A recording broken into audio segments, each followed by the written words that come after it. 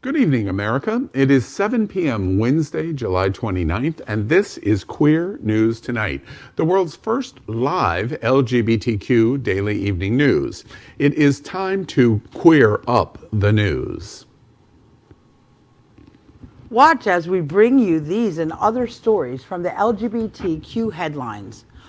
Molotov cocktails hurled through windows of one of America's oldest gay bars. And Trump says CIA reporting of Russia bounties is fake news. Homophobic adoption rules abandoned after startling costs of discrimination are revealed. And a trans pastor came out to her congregation in an amazing sermon.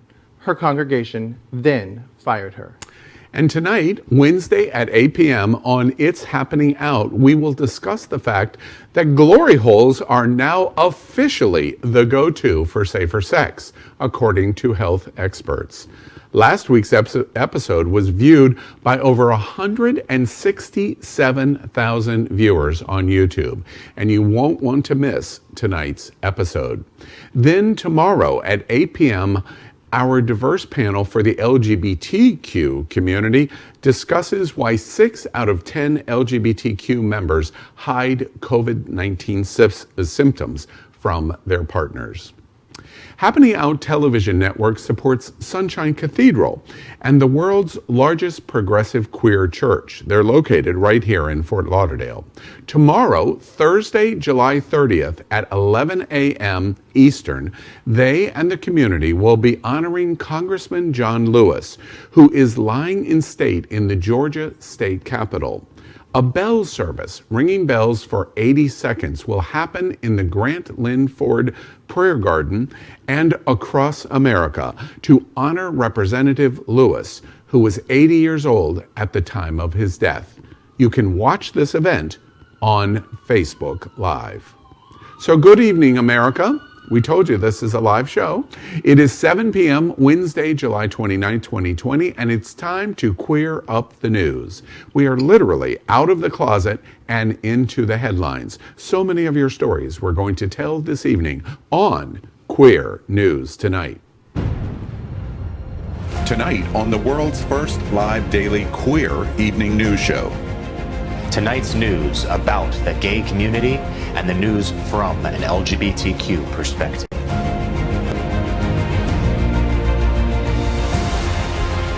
Are our gay stories important to you? In headlines, politics, entertainment, gay culture, travel, religion, and more. Reported by respected anchors.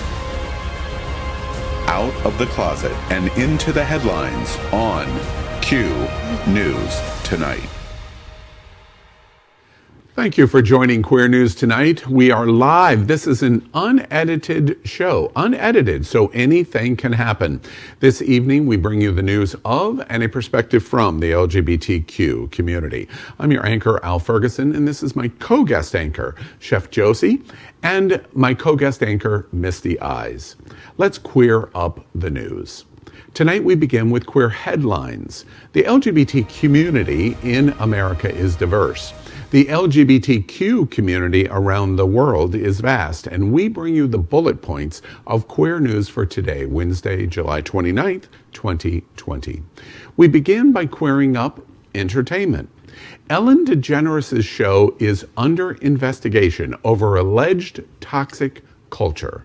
Watch this. This morning, the Ellen DeGeneres Show is under new scrutiny. A source close to the production confirming to NBC News, Warner Media has launched an internal probe into the award-winning daytime series amid reports alleging a toxic work environment. The source also says the show's host, Ellen DeGeneres, is not part of the investigation, adding it's not about her at all. Amid mounting reports of a toxic workplace culture behind the scenes at the Ellen DeGeneres Show, Warner Media has launched an internal investigation that will be spearheaded by the company's employee relations group and a third-party firm. Employees of the long-running talk show were informed with a memo sent by Telepictures and WBTV that current and former employees would be interviewed about the environment at the show, whose host has long touted kindness as a rule she lives by. It should be noted that the complaints are not for Ellen herself, but for the actions of executive producers and some of the senior management, although one former employee thought that Ellen should get more involved in the situation. The reality is the entertainment industry is peppered with these types of personalities, and definitely it's a part of the system with an industry that promotes the way we look, the way we act, how much money, and the materialism. It doesn't surprise me. At this point, I'm kind of glad that it's moved to the company and the organization and taking its focus off of Ellen, because initially they were attacking Ellen herself. Yeah, and I agree with you, Misty, in that how many stories have we done at Queer News Tonight about Ellen DeGeneres and the show? It clearly is not an observation on Ellen, because there are many people that would love to fall in like a brick wall on her. I hope that they resolve this once and for all, and we can stop the discussion about what's going on at the show and just enjoy it again. Next, let's queer up religion. A trans pastor came out to her congregation in an amazing sermon. Her congregation then fired her. Watch this. Ask the prophets what happened. What happens when you tell the truth? Jeremiah will tell you about it from down in that well that they tossed him into. Ask women what happens when they tell the truth about harassment and assault, often to find that they've only become the targets of more harassment and more assault. I guess telling the truth is easier said than done. Maybe truth-telling isn't valued as highly as we like to think. Maybe my teacher understood this, and maybe that's why he was so determined to imprint those words upon us. Tell the truth. Canadian Baptist pastor Junia Joplin gathered her courage to come out to her church as a trans woman during a sermon about the value of truth-telling. Sadly, on Tuesday, July 21st, Joplin revealed that love had not been enough to cast out transphobia among her congregation, as they voted 58 to 53 in favor of her termination. She admitted to crying upon hearing the news, but grateful for all of the support that she had, and that although she barely slept that night after finding out that she is excited to start the next chapter of her life as her authentic self. You know, two things shocked me by this story. First, I thought Canada was much more open-minded than the Americas. And my second point is, growing up in the church, a lot of times the church welcomes people of the LGBTQ community as long as they're not out. I remember I had a youth minister who was clearly homosexual or gay. And it wasn't until he admitted that he struggled with homosexual demons that he was ostracized from the church. It's interesting to me that rural America still has a long way to catch up with our urban areas. Apparently, Canada has the same problem.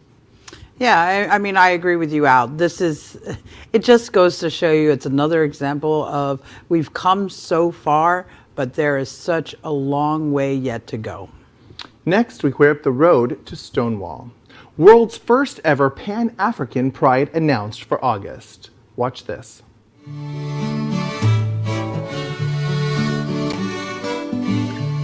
My name is Alex Kofi Donko from Ghana. I am the director of LGBT Plus Rights Ghana, a movement of mostly young LGBT plus persons championing the rights and freedom of all LGBT plus persons here in Ghana. As a country and also a continent, we really need to do more in removing laws that discriminate against other citizens from achieving their full potential. That is why we are here, and that is what we are going to do. A new Pan-African virtual Pride event promises to draw on the bustling, multi-layered, chaotically explosive reservoir of African queer narratives that the world ignores. Pride Afrique is a 3-day event live taking place on August 14th through August 16th. It will broadcast in 4 languages and tell 3-dimensional stories of African queer personas at home and in the community. The global media has been flooded with narratives of a completely homophobic and hopeless Africa. David Nanan Ikpo, Nigerian lawyer, novelist, and event organizer, says their aim is to change that perception. Ikpo sees Pride Afrique as an essential tool to sharing these often overlooked stories with a larger audience. Well, first, I'm totally impressed that you pronounced his name so well. And second, this is a really positive story for me because we have reported at Queer News Tonight African stories that are negative to horrific. Yeah. And finally, I think since our start on January 6th, this is the first positive story that we have had come out of the continent of Africa. Yeah, I want to echo you, Al. This is really great news, and I can't wait to, tune in and celebrate this Afrique Pride, and this is going to be so exciting. I've had so many friends when I lived in New York from different parts of Africa. We need to really understand the culture of Africa. It's a huge continent, so I'm excited. I'm super excited for our siblings in Africa. Some of them might be living in the closet and very fearful for their LGBTQ identities, and now they get to celebrate, and I'm happy for them.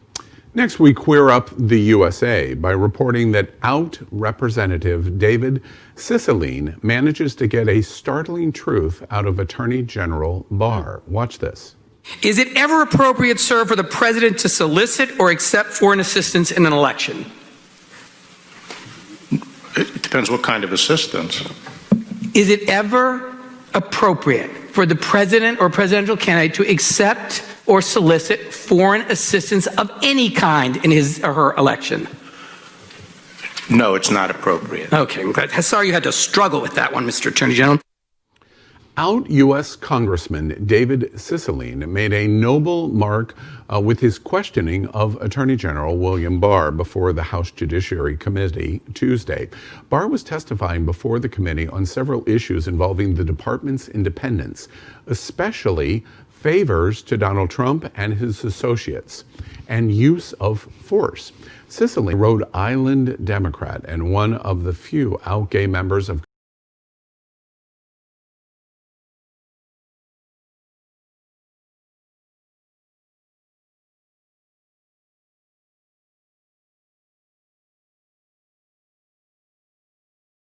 And when Cicilline asked if it was ever okay to accept any type of help, Barr said it was not.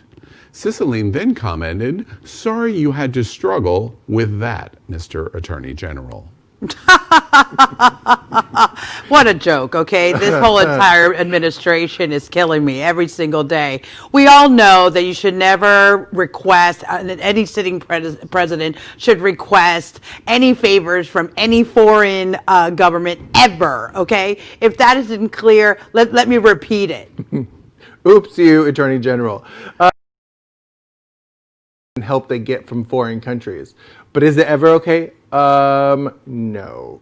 Oops, you. Attorney General Barr is bastardizing the Justice Department and our justice system in America, and this is only one sentence of a litany, got that word wrong, of the things that he is doing. 97 days until the election, 97 days.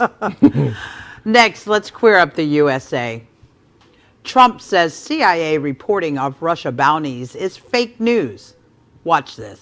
It's been widely reported that the US has intelligence indicating that Russia paid bounties or offered to pay bounties to Taliban fighters to kill American soldiers. You had a phone call with Vladimir Putin on July 23rd. Did you bring up this issue? No, that was a phone call to discuss other things, and frankly, that's an issue that many people said was fake news. Who said it was fake news? I think a lot of people. If you look at some of the wonderful folks from the Bush administration, some of them not any friends of mine, we're saying that it's a fake issue, but a lot of people said it's a fake issue. President Donald Trump has admitted that he failed to mention U.S. intelligence that indicates Russia paid the Taliban to kill American troops during a call with Vladimir Putin last week. In fact, Trump says he has never brought up the issue with the Russian president, apparently because he doesn't believe the CIA. In fact, he is still repeating the claim that the intelligence never reached his desk, despite the fact it has been reported that it was in his daily brief as far back as February. So just to recap, he does not believe the CIA, Central Intelligence Agency. I think he has a problem with intelligence. More than a dozen American government intelligence agencies, and he chooses the most intelligent news source in America, Fox News. What does that say about the problem that we have with the President of the United States? I will continue to remind our viewers that registering to vote is very important. There are 97 days until the election. This is a dangerous man sitting in the office, and don't forget it come November 3rd. Next week, we're at the USA. Molotov cocktails hurled through windows of one of America's oldest gay bars. A gay bar in California known for its drag shows was attacked with Molotov cocktails last week in what the owner believes is a gay hate crime. The Main Street Bar and Cabaret in Laguna Beach has been open since 1958, putting it among the oldest queer hangouts in the world. The bar has been struggling during the coronavirus pandemic and has been closed since March. According to police, the only reason why the bar did not burn down is because whoever threw the cocktails did not know what type of bottles were meant to be used in a Molotov cocktail, resulting in a dud. We here at Queer News Tonight are thankful for their mistake and that the landmark bar still remains intact. We queer up entertainment in reporting Schitt's Creek and RuPaul's Drag Race lands major 2020 Emmy nominations. Schitt's Creek scored 15 nods, with all four of the lead actors, Eugene Levy, Catherine O'Hara, Annie Murphy, and Dan Levy, nominated for acting awards. Continuing its Emmy streak, RuPaul's Drag Race snatched a total of 13 nominations, including Outstanding Reality Competition Series. RuPaul got another nod for Outstanding Host, and the series was nominated for multiple awards for the season 12 premiere, I'm That Bitch. The 72nd annual Primetime Emmys will be hosted by Jimmy Kimmel and are set to air on Sunday, September 20 at 8 p.m. on ABC. Next, let's queer up Vote 2020. LGBTQ people make Donald Trump uncomfortable, claims lesbian niece married Trump. Donald Trump's lesbian niece claims that the president is uncomfortable around gay and transgender people and said he's not an ally of the community, as some have claimed. She also said that it was absurd to believe Trump when he said that he thought that gay people liked him. When she asked about Trump's supposedly great record with the LGBTQ community, she could barely hold back a scoff, citing the fact that one of the first things he did as president was to kick trans people out of the armed services.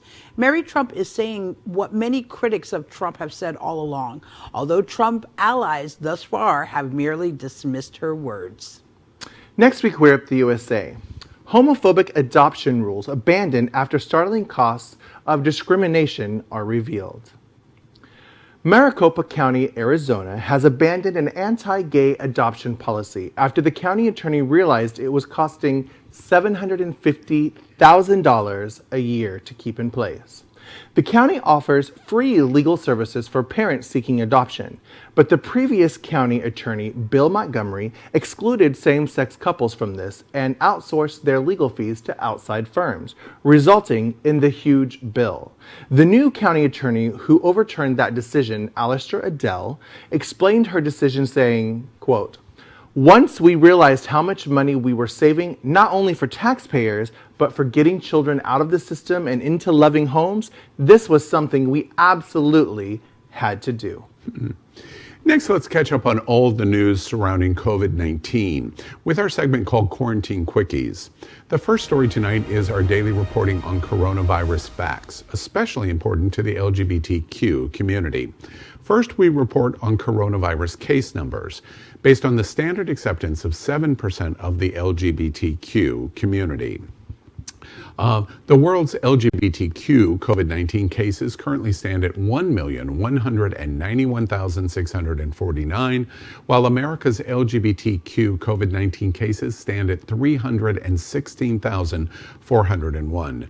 We remind you that America continues to be the ground zero of the pandemic. The USA is just 4.4% of the world's population, and today America is 26.5% of all of the world's cases. Next, we report on coronavirus deaths. The world's LGBTQ COVID-19 deaths now stand at a staggering 46,613, while America's LGBTQ COVID-19 deaths stand at 10,693. The USA is 22.9% of all of the world's deaths. Next, quarantine quickies. Hampton's Chainsmokers concert turns into lightning rod after Cuomo vows probe. Watch this.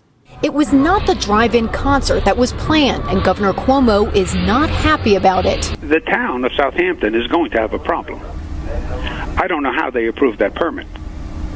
The promoters are going to have a problem. The charity concert last Saturday featuring the band The Chainsmokers was promoted as a socially distanced event at a farm and watermill. It was supposed to mark the return to a somewhat normal summer for the Hampton set, but now a charity concert featuring Goldman Sachs chief and the Chainsmokers has sparked a state probe and drawn criticism from its own participants. New York Governor Andrew Cuomo said he was appalled by egregious social distancing violations.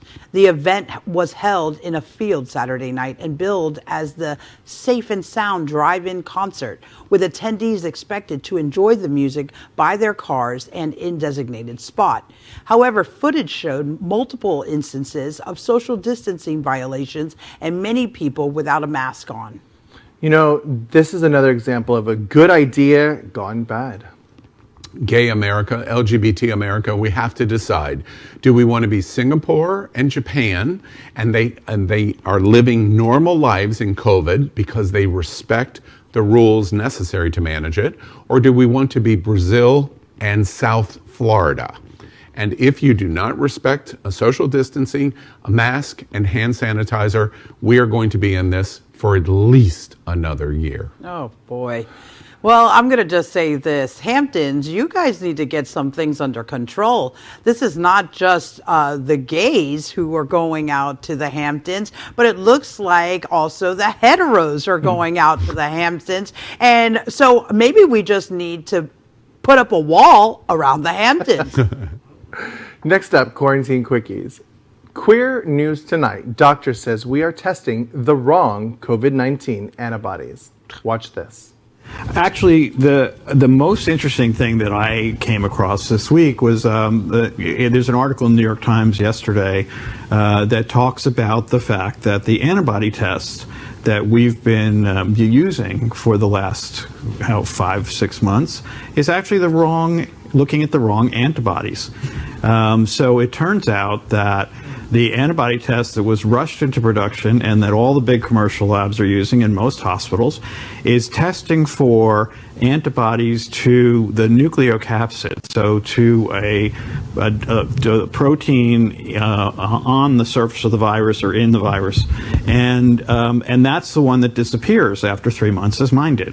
And it turns out, though, that the antibodies we really need are the neutralizing antibodies that people keep talking about. So if I understand this right, I am not a doctor, so bear with me. Is the neutralizing antibody the one that actually protects us against reinfection? And what he just said to all of us is that it isn't the one being tested. Further, even if antibodies do not show up on test, if you become infected, the small numbers of them can explode in quantity to combat the virus. This sounds like big news. that you don't hear anywhere else. It absolutely is big news. Last night in Queer News Tonight, you saw me kind of gasp. And I made the joke, wait, I'm still Superman, right? Because I have antibodies. But Dr. Grossman points out just one more of the wild chaos of COVID-19 that needs a good, organized medical federal response. Dr. Fauci, where are you? Yeah, where is Dr. Fauci? They probably have him in a basement in the White House. But the reality is, I too am a little concerned, though, from this report. And since we don't know enough about COVID, this is exactly why we need to be following the best practices and safety measures to keep each other safe. But this does explain why people tested positive for COVID antibodies, but then after 3 months, suddenly they don't have them anymore? Because again, they were testing the wrong ones all along. And remember, Chef Josie also had COVID and antibodies, but I'm still Superman.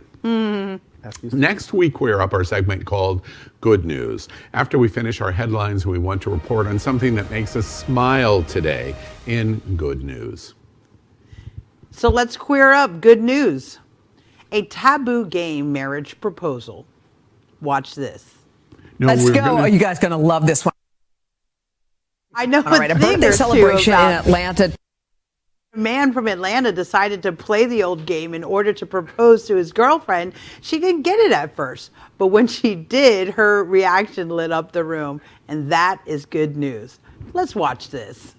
Let's go. Are you guys going to love this one? All right. A birthday celebration in Atlanta turned into a whole lot more thanks to a cleverly rigged version of that game called Taboo. You know the game. Okay, here we go. Players have to get their teammates to guess the words printed on the cards. Christina Hopkins didn't know it, but her boyfriend, Donta Bell, had stacked the deck so 4 special words would come up. Look, we got will you marry me?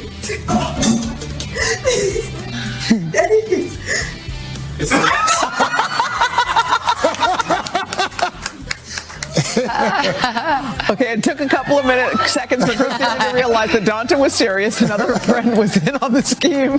They got it all set up while Christina was in the kitchen just getting the food ready. Oh, that's better than a yes. That's a jump up and down. Oh my yes. God, that is beautiful. Now that is cute. Okay, that was. Tonight, we are broadcasting from our studio set in the middle of the World AIDS Museum and Education Center. The museum is in Wilton Manors in Fort Lauderdale, Florida. We joke that we're coming from the gayest place on planet Earth. We qualified that tonight in the stories, but I'm not sure necessarily at the table. We'd also like to thank our set designer, Concepto Modern Living here in Fort Lauderdale, for making this set in this living museum possible. We're going to end tonight's broadcast with The Big Finish. These are short story mentions of LGBTQ news or news with a gay perspective. And I'm excited because we've never done The Big Finish with this combination of the three of us, so it should be fun. So here we go. First on Queer News Tonight's The Big Finish. Billy Eichner to play legendary comedian Paul Lynde in upcoming biopic. Okay, it sounds like a good time. You know, whenever you put the most animated man in television in any place, I think he could probably do the job. I think this is absolute great news. Paul Lynde's story definitely needs to be told. He was a funny, bitchy, closeted gay icon from the 1970s. Absolutely. Even people today know Paul Lynde, a beautiful and sassy man who made us all laugh. I hope this turns out well because he is iconic, especially from the 60s. The Big Finish. Trailblazing transgender mountain climber wants to fly a trans flag on the top of Mount Everest. Good. Let's do it. I'll be watching the climb. I'll be rooting for you all the way. And when you get there, make sure you really put that flag at the top of the mountain and make sure you do it well. By the way, that was not her picture we just saw. But yes, you can do anything you set your mind to, but it takes action, perseverance, and facing your fears. Go girl, and thank you for being out as a trans woman. Our visibility is important. Oh, you young people, you. When I wanted to go to high places in high school in my youth, I just asked my friend down the street and was able to accomplish it. People are so ambitious these days. The Big Finish, LGBTQ America. Did you know Goldman Sachs' 70-year-old chairman is a DJ? Oh, everyone wants to be a DJ. Even I want to be a DJ. Actually, I'm not bad at it. Listen, what are you going to do? Everyone's reinventing themselves. And if you're in finance, I hear that you have also other things that high-powered men like to do, but we're not talking about that right now. Keep spinning, man. Hey, Mr. DJ, put a record on. I want to dance with my baby. But seriously, this is smart. I think most people have a side hustle right now. And this the chairman of Goldman Sachs needs a side hustle. DJ Power Infinity, did you hear that? You I'm sure, doing great in COVID. While most Americans struggle to maintain one job, here's this banker, and by the way, he's worth $198 million, is taking side gigs for kicks. Sounds like America, all right. I need more. The Big Finish. A dating app issues an apology after blocking Laverne Cox and Trace Lysette for being trans on their app. Is that all? Yeah, this is frustrating. But for our safety as trans people, it is best to put on your profile that you are trans instead of trying to tell them later when it's convenient. This has actually happened to me many times. And on Plenty of Fish, when they deleted me, I just re-added and created a new profile. Oh, gosh, that is so sad. Honestly, it's just a reflection of where our society is right now. We need the user base of the app that did this and apologized to be outraged on their behalf, and more meaningful change will come, not just an after-the-fact response. The Big Finish. Happy belated birthday, Billboard charts. On July 27th, 1940, right in the middle of World War II, the first song sales survey was debuted by Billboard. This is such a cool piece of history to think in 1940 they were selling records in the middle of a war. But I'll tell you this, I know that because of all the records that have been sold over the years, my life has been a real concert. So thank you, Billboard, for keeping us informed. Yes, thank you, Billboard, and I actually love you. As an entertainer, I have often looked at what's hot right now to find out the new material that I needed for stage. Wait, no old jokes? No old jokes? We like Billboard. All right.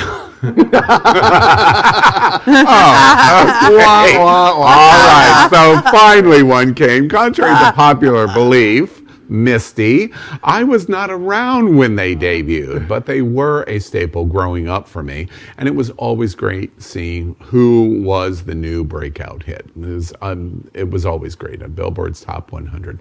The Big Finish. Donald Trump has pulled ads from the airways of Battleground, Michigan. Duh. If he's not advertising in a swing state, does this mean he tossed in the towel for Michigan? And if so, I take this good news. Or they're going to reframe it. Because I just heard from his base, and I have a lot of friends in his base. This just means that he's planning on winning Michigan by 20 points, according to them. Wow. Huge win. Huge, beautiful, amazing. Guess what, Donald? That is today's news for the LGBT community on the world's first daily LGBTQ evening news show. Huge. Remember, if it's important to the LGBTQ community, it's important to Queer News Tonight. But you must help us. Please click subscribe on YouTube and share this news. Lose Michigan and Pennsylvania, and you're done. Done. We are literally out of the closet and into the headlines, and this is the only source of live LGBTQ news in the entire world. Your community needs your support. You are not alone. We will get through this crisis. We are here with you. And this is Queer News Tonight. So thank you for joining us. I'm Al Ferguson, and on behalf of Misty Eyes and Chef Josie, we will see you daily and tomorrow night at 7 p.m. Good night, America.